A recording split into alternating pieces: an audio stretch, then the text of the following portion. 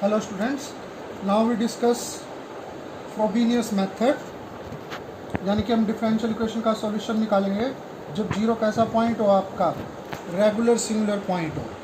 Irregular singular हमारे syllabus में है ही नहीं, तो आपको याद ही होगा कैसे चेक करते हैं। क्वेश्चन करते टाइम जीरो को इसमें पुट करके देखिए ई नोट एक्स में, अगर जीरो बन जाता है तो रेगुलर सिंगुलर है, अदरवाइज क्या होगा भाई आपका ऑर्डिनरी हो। ठीक है, तो अब थोड़ा सा चेंज है, जैसे कि आपको याद हो जो अगर x equal to zero ordinary point है तो हमने पढ़ा था कि इसका एक पावर सीरीज सॉल्यूशन होता है। उसी तरीके से विदाउट प्रूफ थ्योरम है अपने सिलेबस में, अगर x इक्वल टू जीरो एक रेगुलर सिंगुलर पॉइंट हो तो इस डिफरेंशियल इक्वेशन का एक सॉल्यूशन होगा वो इस टाइप का होगा। देखिए a नोट एक्स की पावर k, a1 x की power k plus one, a2 x की पावर k प्लस टू, सोन। और जबकि a नोट जीरो नहीं है, पहले तो यही डिस्कस कर लेते हैं a नोट जीरो क्यों नहीं है। मान लो a नोट जीरो है तो ये टर्म खत्म होगी, इसका नाम a नोट रख सकते हैं फिर ऑब्वियसली, तो इसीलिए मान के चल रहे हैं कि क्या a नोट जीरो नहीं है। अब देखिए इसका डेरिवेटिव निकालें, तो क्या बनेगा k a नोट x की पावर k माइनस वन और k plus one a1 x की पावर k, सौ। ध्यान से देखिए क्या a नोट वाली टर्म खत्म हुई? नहीं।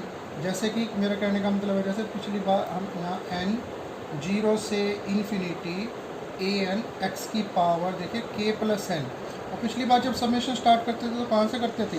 1 से, लेकिन अब की बार कहाँ से स्टार्ट करेंगे? जीरो से। ये देखिए इसका डेरिवेटिव आ गया k plus n an x की power k plus n minus one. ये चेंज है, ऑर्डिनरी पॉइंट में यहाँ 1 लिखा करते थे, यहाँ पर अब की बार क्या है? जीरो है। ऐसे ही मान लीजिए अगर डबल डेरिवेटिव निकालना है, डबल डेरिवेटिव तो वो क्या होगा? वो होगा समेशन n जीरो से infinity k plus n minus one an x की power k plus n minus two. ठीक है, ये देखिए तो चेंज क्या आया है? पहली बात तो एक k एक्स्ट्रा आ गया है, और दूसरी बात समेशन, तीनों समेशन कहाँ से शुरू हो रहे हैं? जीरो से शुरू हो रहे हैं। अब इसका मतलब होगा k एक्स्ट्रा आ गया तो k की वैल्यू भी निकालनी पड़ेगी।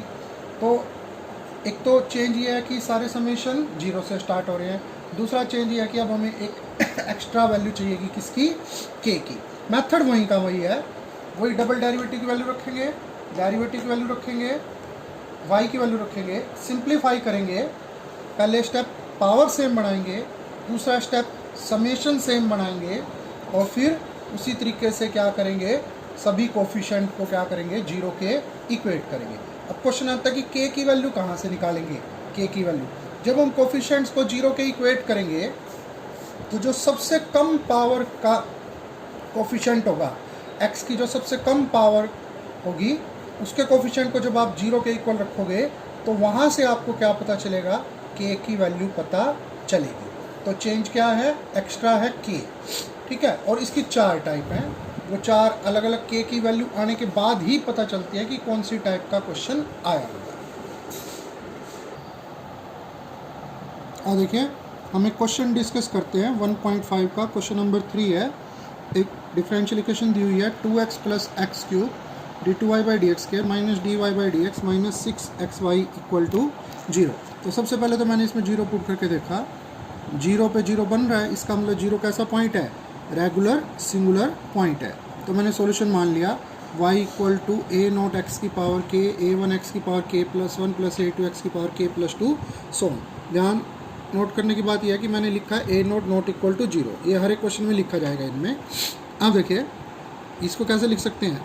n जीरो से इन्फिनिटी an x की पावर k प्लस n।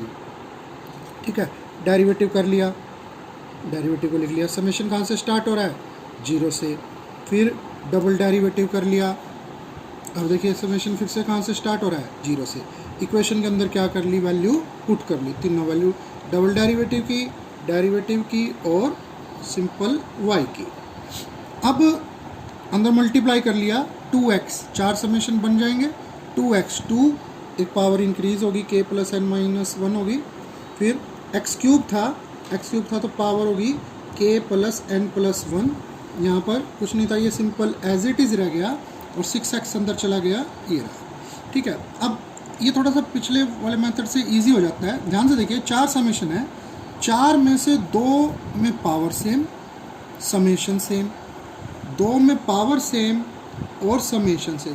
तो अब हम आगे बढ़ने से पहले ऐसा करते हैं कि इन फर्स्ट और थर्ड को और सेकंड और फोर्थ समेशन को क्या कर लेते हैं, कंबाइन कर लेते हैं। जैसे मैंने यहाँ लिखा भी हुआ है, now first we combine first and third summation and second and fourth summation as power and index of this summation are same.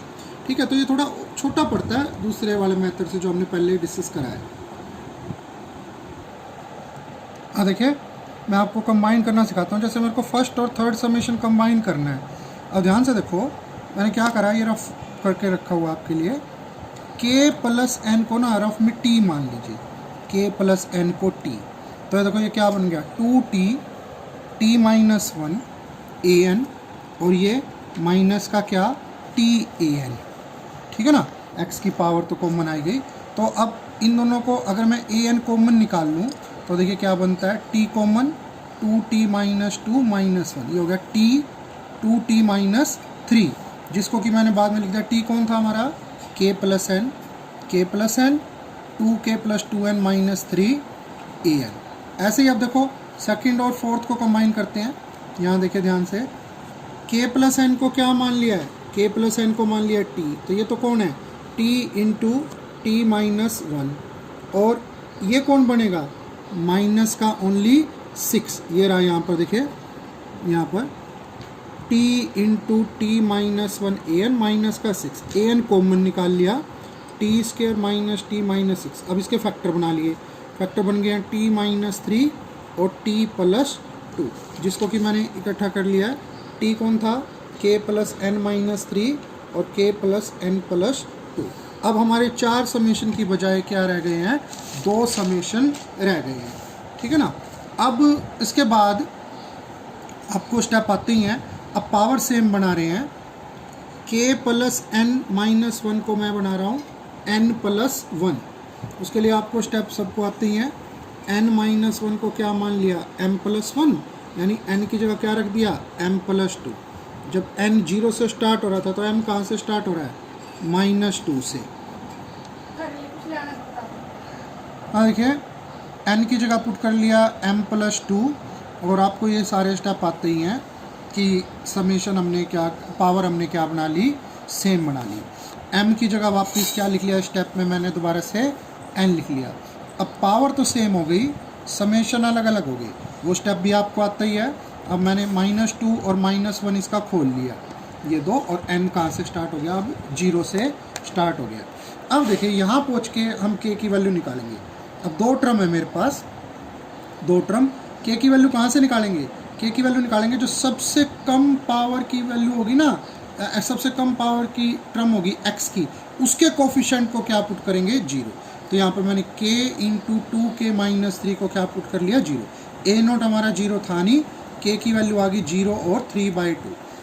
यहाँ आके देखिए पहली टाइप है, अगर k की दोनों वैल्यू क्या हों, अलग अलग हो, उनके बीच में इंटीजर का डिफरेंस ना हो, तो ये फर्स्ट टाइप है फ्रोबेनियस मेथड की।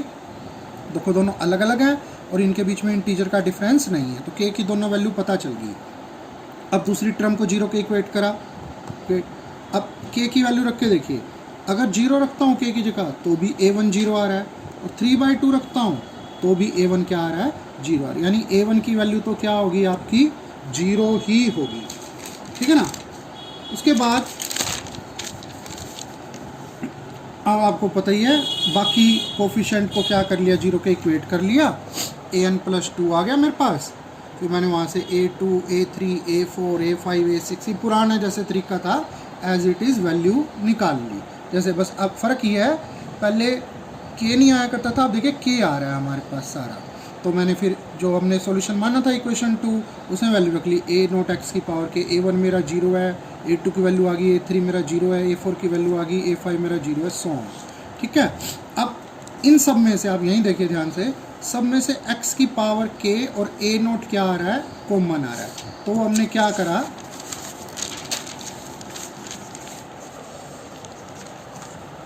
एक्स की पावर के और ए नोट क्या निकाल लिया है, कॉमन निकाल लिया। अब बड़ा सिंपल सा तरीका है, आपके पास दो वैल्यू आई थी के की, अगर आपको फर्स्ट सॉल्यूशन निकालना है तो क्या कीजिए, के की जगह क्या पुट कर दीजिए, 0।